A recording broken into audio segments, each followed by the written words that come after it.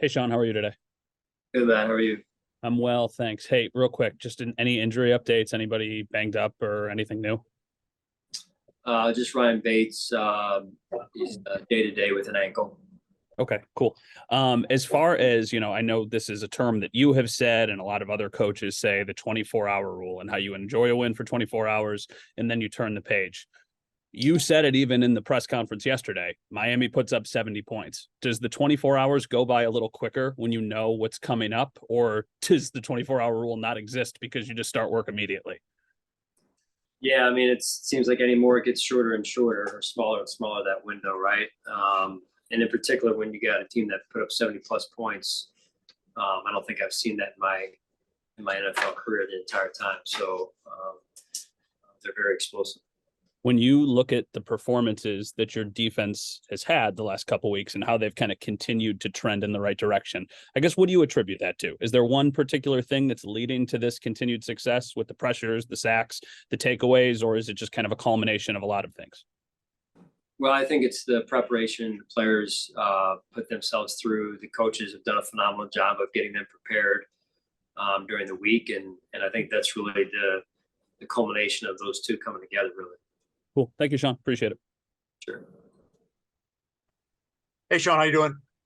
Good. How are you? Good, good. Just a couple of lineup questions quick. What was the thinking behind Kingsley being up yesterday, and then also Puna being the one of the 5 defensive tackles that was down? Yeah, I just always want to put what we feel like is the best for that weekend's game out there, and we have confidence in Puna and confidence in Kingsley, and obviously with it's going to be different week to week, but with Flo's injury coming off of a couple of days of missing practice, we just wanted to make sure we were protected there. And then the second question is, last 2 weeks end of game scenarios where you've had Josh and Stefan, a lot of the other number one guys out. James Cook was still in getting carries. What was kind of the hope from those two situations of having your number one back on the field when the other number ones were on the bench? Yeah, I mean, he's still a young player. He's only just in the start of his second season, right? So the more reps he gets, the more experience he gets, and he'll learn some things. Obviously, don't want to expose him any more than we have to your point. But just he's still young in his young NFL career at this point. All right, thanks, Sean. Appreciate it. Sure. Hey, Sean, how you doing? Good. How about you? Good, thanks. I know you touched on it yesterday. I was just wondering if you could kind of elaborate more on what you saw from Josh and his ability to go down and take slides when he needed to. Right. I mean, I think, again, you talk about a style of play and him adjusting his game or pieces of his game to a more sustainable style of play. And so I think that's healthy for him and healthy for our team. Great. Thank you. Yeah. Hey, Sean, I want to go back to the Dolphins here for just a second. Obviously, you look at that number, 70 points, but especially being a division opponent, you're more familiar with them or as familiar with them as pretty much anybody. What is it about them? What is the same? What's different this year that's enabled them to have that success? And how does that impact, generally speaking? I'm not asking you to get into X's and O's, but your philosophy in preparing to defend them this week. Right. They have unreal team speed on the offensive side. That's really where my focus has been the last hour or two. And it seems like they added to it this offseason, right? So very good skill. Tua is throwing the ball extremely well. And their schematics are almost revolutionary in what they do. I mean, it's Coach McDaniel's very creative and does a lot of things to get you out of position on defense. As you prepare, and you're probably figuring this out to an extent, but should you be more aggressive, or is it a keep everyone in front of you type approach? Again, generally speaking, on that against a team like this. Yeah, I don't think anybody's figured that out yet, clearly. So I'm just getting into it, but yeah, we'll have to see. I don't even know where to begin yet. So, but I appreciate the question. All right, Sean. Thank you. All right. Yeah, hey Sean. A lot has been said about Miami's passing game. Obviously, Tyreek Hill, Jalen Waddle, Tua with his accuracy, but the running game has really come alive for them, particularly against Denver. 200 yards for one back, 100 for the other, I believe. What have you? I know that you still have to dive in, but what have you seen from the running game that's allowed that element of their offense to really come to life this season? Well, it was a factor last year as well. And usually you can look at an offense and say, hey, well, we're going to take this away, and that's their strength. In this case, they beat you. If you try to stop the pass, they'll beat you in the run. I mean, they're very explosive all over the place. Any guy that touches the ball has a chance to take it to the house. So, again, we're just starting the early phases of the game plan here. So we just need more time to look at it and decide how we're going to allocate our resources, basically. Maybe just in the grand scheme of things, maybe not individual to the Dolphins. Can you speak on the challenges of defending an offense that likes to attack laterally as opposed to vertically with that speed, as Miami likes to do, running across the field as opposed to down the field? Are there distinct challenges that come with defending an offense that likes to attack that way? Well, they do both. They definitely attack horizontally, but they also attack vertically with the speed element, and they do a great job. Like I said before, it's revolutionary, the scheme that they use, and it seems like they've added some things since last season at this point, and they're obviously giving people a lot of problems right now. And just one more, if I could, can you speak on Christian Benford's progression? I think he played every single defensive snap yesterday. And just to speak on how far he's come in your defense. Yeah, real proud of him. He continues to grow every day, every week, and these are good. These are good reps for him. And like similar to James yesterday, he was in the game late due to numbers, but also due to the fact that he's a young player just in the beginning stages of his second season here. All right, thank you. Sure. Coach Mookie Hawkins, Waffle Sports 1080. It is Victory Monday, man. How you doing? Good, Mookie. You want to ask me about the fans? Nobody wants to ask about our fans yesterday, man. Huh? I know why they want to talk about. I don't want to talk about Miami right now. We know that's on the slab, but let's talk about Bills Mafia, and most importantly, you putting on a defensive clinic yesterday. We talking 230 total yards, 9 sacks. Your defense created 5 turnovers, and they was 1 for 9 on third down. I know you was very ecstatic about that. But what I did see, I didn't attend the game, Coach, but I watched you on TV. You got a different look in your eye when calling plays. So how did going back to calling plays reinvent your hunger at DC? Yeah, I mean, like I said before, I'm knocking some rust off, but I feel like I got a good staff around me, and the players have been they've been very open and willing to do whatever we've asked, and I appreciate that. They've done a great job, and they played extremely hard yesterday, and I think they enjoyed the fans too. It was a little bit like a home game for us there, and nobody travels like the Bills Mafia, so we really appreciate everyone showing up out there and showing out yesterday. Oh man, you can hear it on the TV screen, just the roars, and I'm like, well, damn, are we at Highmark Stadium right now? But I mean, the fans were just electric out there in DC, Coach, and you mimicked that. But great coaching moments for you out there too. A lot of things nobody's not talking about in that 3rd and 17 situation where they got the penalty and you marched them back. Just care to talk about the hitting yard factor in that scenario?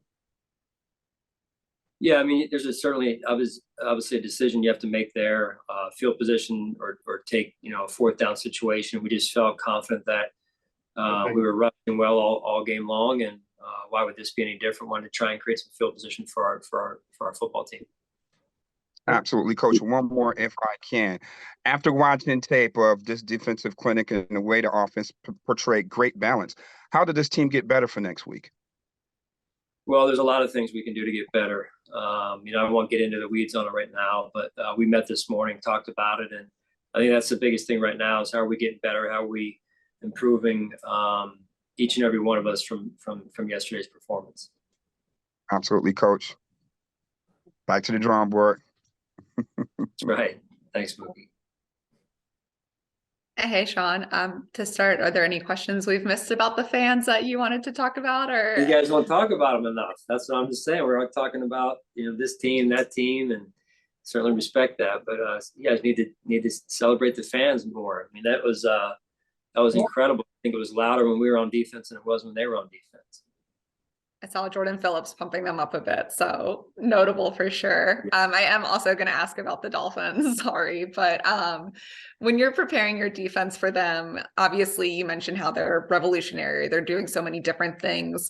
What differences are there preparing younger guys like Christian or Terrell who just have less snaps under their belt versus preparing some of these veteran guys who have seen more things, even if they haven't seen exactly this? Like, what is it kind of like from a week-long standpoint of getting guys with different levels of experience ready? Yeah, it's definitely a little bit different because there's just not as much carryover, maybe, or comfortability. Maybe that's a word also I would use from a year ago because they may not have had the reps built up from last year's game. So it's certainly a different offense, and again, Coach does a great job there of using the team speed and his creativity to maximize the output of the offense. How much do you see when you can't necessarily replicate experience? What are guys able to soak in from just hearing stuff from veteran guys on the team as they get ready for an opponent like this, even if again they haven't actually played quite as much? Well, I think that's part of the post-meeting conversations that take place, or some of the veteran wisdom that they impart, veterans and their wisdom that they impart on the younger players, and and sometimes what goes on in the locker room, some of the conversations in the locker room as well. So all that's important and all that can help. Sweet, thanks. Sure. Sean, I just want to stress that I am in fact a strict adherent to the 24-hour rule. The game ended at 3:56 p.m. yesterday, so I'd like to ask you about the Dolphins. Appreciate that. You're well. Hey, all respect. So when you talk about window dressing, and I know that a lot of your players probably even see this at the high school level, but what are the things that you need to stress regarding the Dolphins offense and all the things that they do to get your eyes moving in the wrong direction, or to get you on your heels when they're running some, I'm not saying basic plays, but when the ball snapped, there are some very simple concepts that are happening in the Dolphins offense, but they're adding so much extra to it. How do you get them focused or stress that this week? Yeah, I mean, there's going to be a lot of things we have to stress. We'll start with fundamentals. We need to get better with some of our fundamentals. I think that's got to be a point of emphasis. But really, after that, Tim, it's I'm just getting into it in the last hour here, so it's for me to go any deeper at this point would be premature. So. Understood. And then I just wanted to ask from maybe this is not even a consideration, but 70 is such a big round number, and it's rare in NFL history. Is there a sports psychology aspect to having guys not get too hung up on the fact that these guys just scored 70 against an NFL football team? I don't know. I mean, I'm a football coach, man. That's way above me. So we're just here trying to figure out a way to play good defense. We're just 1 hour into it, like I said. So. All right. Thanks, Sean. All right, buddy. Hey, Sean, AJ Feldman here in Rochester. Terrell Bernard, he's a guy who didn't play a lot last year, was in a position battle in training camp, and these first 3 weeks has really kind of stood out. Is there any part of his game, his performance, that has surprised you, or is this kind of maybe in the realm of expectations for what you had coming into the season? No, I don't think anybody's surprised really. We knew that TB was a good football player, and he's gotten off to a good start. I think that's I know you guys like to make big deals of things, especially early in the season, but we're just going into week 4 and he's off to a good start. And I think that's the key, is he continues to play and grow and learn all the while, and that his play improves each and every week as he embraces that growth mindset. a lot of his teammates talked about how he doesn't really act like a second-year player. Where have you kind of seen that maturity, kind of that, feels like a veteran so far in his career? Yeah, I mean, he's a student of the game. He was last year as well. He came to us that way. And, I just think that he just got, like I said yesterday, he's got a maturity about himself, the way he carries himself, not only on the field, but off the field. And football is important to him. His job's important to him. And I respect that. All right. Thanks for your time. Sure. Hey, Sean. I know you mentioned you feel like you're kicking the rust off and getting your feet underneath you as a defensive play caller and all that. I'm curious if a matchup like this one, just the competitor in you, like, did you miss these weeks as a defensive play caller where you're up against that? You use the word revolutionary to describe Mike McDaniel and what he's doing. As a competitor, did you miss these types of weeks as a play caller? I think in some ways, yes. In other ways, no. Right. Yeah, I mean, this is when you compete, this is part of, I think any coach would say, certainly players would say, why we do what we do. You look forward to the challenge. It is a huge challenge. Like I said before, I've never heard since my time here in the league, I don't think it's occurred where a team has put 70 or more on a team. And yeah, I mean, we've got our work cut out for us this week, and it'll be a big challenge. And it's important that we're all in this together, and we have great communication throughout the week and collaboration here. And what has allowed Leonard Floyd to jump in and just hit the ground running with you guys? I mean, both on and off the field seems like a natural fit. Yeah, he's been a good addition to our team. A guy that likes to play, like TB, likes to play football. I think just adding him was a good pickup, as you said, by Brandon and our scouting department. And he's athletic and he's very serious about his craft. And you see that as you watch him. He doesn't say much, but in his day-to-day interactions with his teammates and his approach in meetings.